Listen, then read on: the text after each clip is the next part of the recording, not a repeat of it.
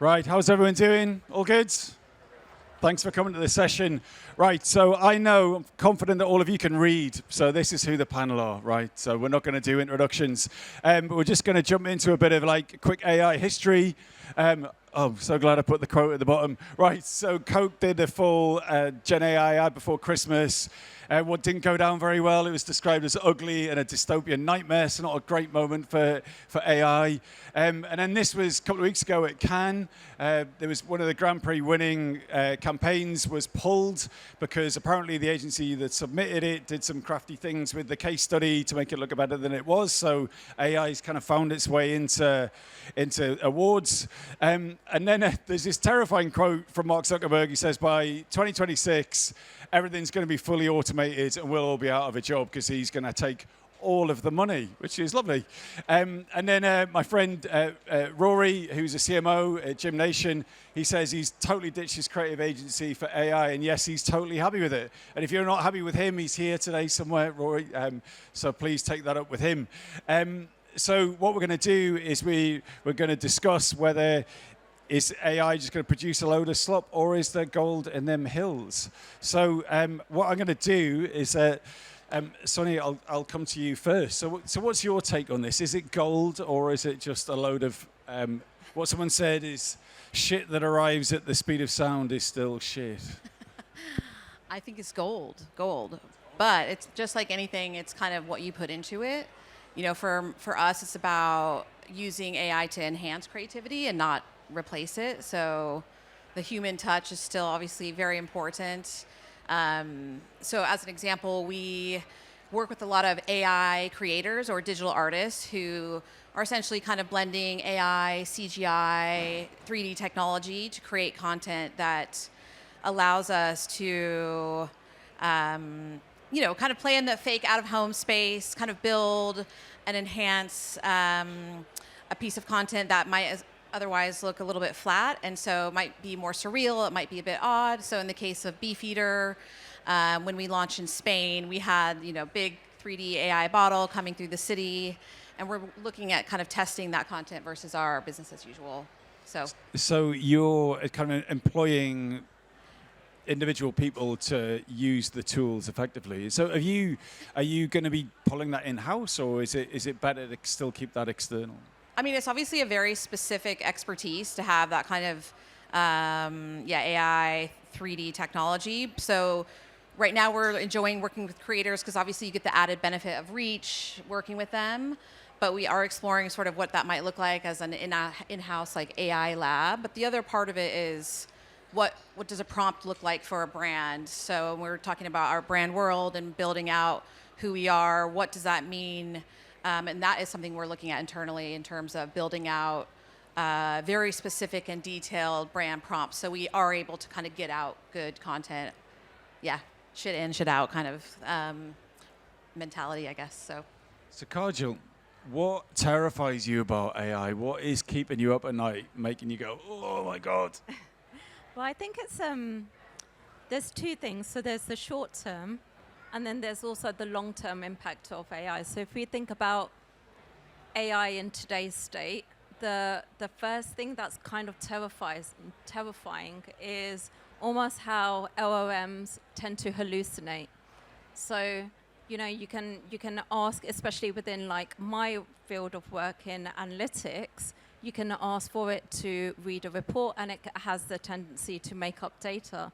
And so when people are using AI outside of their expertise area and they're taking the output as gospel, I think there's a dangerous notion over there where there's no governance, and you have to be mindful of what has been spitted out and what is correct and what is wrong.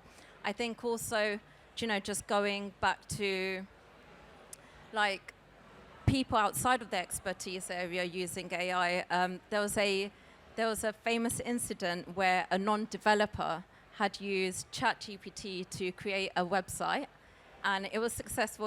It was super simple. They managed to do this. They published the code publicly on GitHub, but what they left was the OpenAI API key. And so what this meant was that malicious users were able to take that key and rack up thousands of dollars in charges. And so this is like a classic example of AI is so powerful that it allows someone who may not be as technical to carry out a task and make it seem as if it's simple. But what you overlook is the security and the sensitive data behind it. And then, sorry, just the last point, long term, I think, and maybe this is far in the dystopian future perhaps, but I think the one thing that does scare me is, if we think about smartphones and the way they've been designed, it's been designed for convenience and even to be addictive, right? And it's been a whole evolution of how smartphones, how we have become heavily reliant on smartphones. So, for example, we rely on them to navigate, to remember birthdays, or even in my case, to unlock my car, I think the power of AI and our reliance on AI is almost scary. It's to what degree are we going to become overly reliant, lazy, and then almost hit a state of taking away our independence thinking because we're relying on prompts to think, speak, and write, I think. So Tom, you're a senior marketer at a scale-up brand, part of Haleon. People are talking about the type of insights that become available when using AI. And at Automated Creative, we've been doing that for years. It's like, right, how can we get better insights using this kind of tech? But what's your view of it? Are you getting the kind of insights that you need? And is AI changing that for the goods? Yeah, absolutely. I think it's typically, I think big companies aren't using generative AI yet to create, through-the-line campaigns. And typically where we're using it is earlier on in the kind of planning process. So a lot of insights analytics tools. We're using a lot actually on claims generation, how we can help create more compelling claims for our products for different audiences in different markets. And one of the big tools actually we've launched is a health inclusivity kind of checker, screener. And we've used that on thousands of our assets that checks across kind of three main areas. So as a healthcare company, we want to make sure our products and our communications are as inclusive as possible. So health literacy, bias and prejudice, and accessibility. And so that's helping make our campaigns across many of our different brands, Sensodyne, Voltarol, brands like that, more inclusive. But also we're seeing it's delivering business results. It's driving 1.5 uplift in branded recall. It's driving 1.6 uplift in spontaneous awareness. So typically, we're using probably the ads we're creating aren't really AI generated. We're still creating them in a traditional way. But actually, a lot of the inputs, the feed, the things that go into the brief ultimately have been enabled by AI. So I'm going to ask you all the same question, right? So some mysterious benefactor is going to give you 10K to spend, and you have to spend it on AI tools. What would you spend it on and why? Kajal, do you want to go first? For me, I would say on prompt engineering. So a course on prompt engineering. I think AI can be really powerful if you prompt it really, really well. And it can almost turn into your strategic thought partner. So you'd spend that 10 grand on a course for yourself, is that Absolutely. Right, okay. Christ. My Anyone who's answer, got a 10K course, you know where to go. Who wants to go next? But my answer obviously is automated creative. Yes, no, that's a joke. That's a joke. Yes. No, I would typically say, there's so many free tools, right? So if you're starting out, then it'd be how can you just experiment and learn with lots of free tools. But typically, I'd also say look at where you're already spending money in your kind of marketing process, and look at where you can therefore be more efficient, where you can optimize, or it can make those processes quicker, faster. So again, typically that's certainly the use cases we're deploying at Haleon are much more in like I say, those kind of earlier phases in the creative process or the marketing process, rather than in like asset generation. I would also spend it on the people. So similar in terms of prompt engineering, but also kind of thinking about how important it is, how important taste is when kind of judging and creating advertising and creativity. So I think it would use it to sort of upskill the team on how to use these tools, but also maybe thinking about like bigger picture thinking. I think right now AI is so much in the short term, at least in our industry. And so what does it mean in the mid to long term for creativity and teams? So I think it's about, still having those kind of big picture thinkers and also those engineers that can help shape the future. So when we had our prep chat the other day, I can't remember who said it, but the point was basically everything comes back to ethics, right? So there's all people are worried about losing their jobs. There's what is the data set that this stuff's getting trained on? Are artists getting paid fairly? Creators getting paid fairly? So as brands, where do you draw the line? Who wants to take that?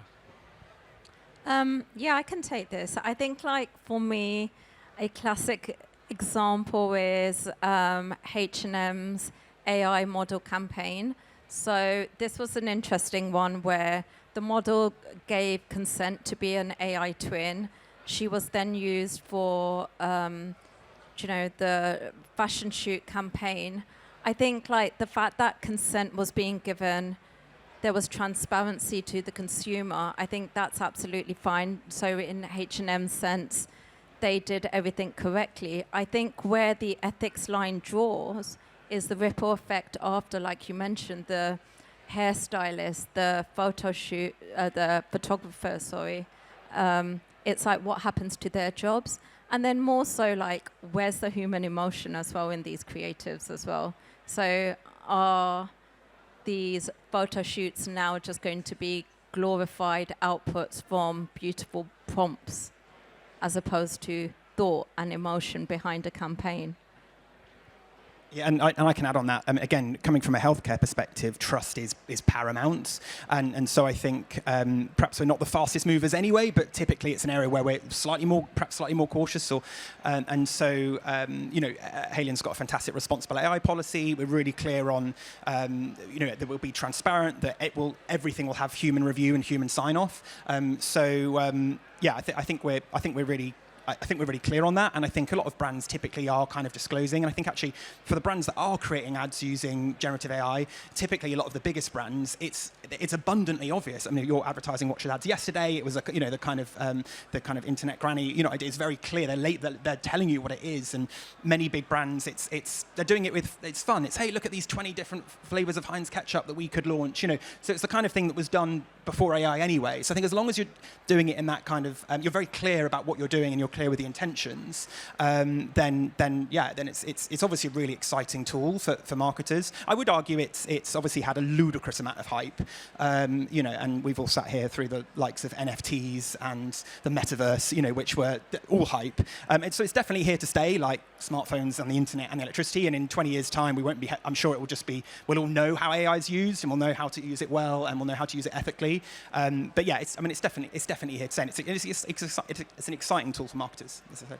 So if there's someone in the room here that's kind of newer to the industry or younger or like arriving, what advice would you give to someone who's starting their career now to prepare for a future where AI is very prominent? What advice would you give to them, Sunni? Because I really like what you were saying before about with your 10K, you'd invest in people as opposed to as well as the tech.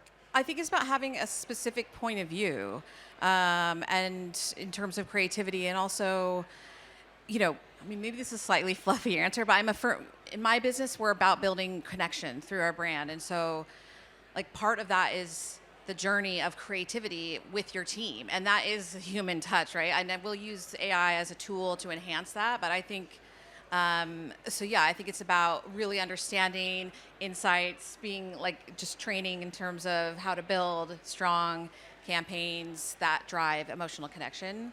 And I would add, Tom, I would say perhaps in a controversial way, don't become an expert in AI, because in the same way 10 years ago someone would have said, become an expert in virtual reality or some other kind of niche. I mean, clearly it's a tool you need to be able to use, but I would say focus on those more foundational skill sets. Like I was lucky enough to join a couple of sessions earlier, like the CMO for Tesco. Rory Sullivan was in the CEO with Octopus Energy, and they're not talking about AI, they're talking about how they can better serve their consumers. And so I think if you've got those broader marketing skill sets and then you can supplement that with AI, then that's going to help turbocharge charge you. But personally, I mean, I would describe myself as more of a generalist. I've done lots of different roles. I wouldn't say I'm a specialist in marketing.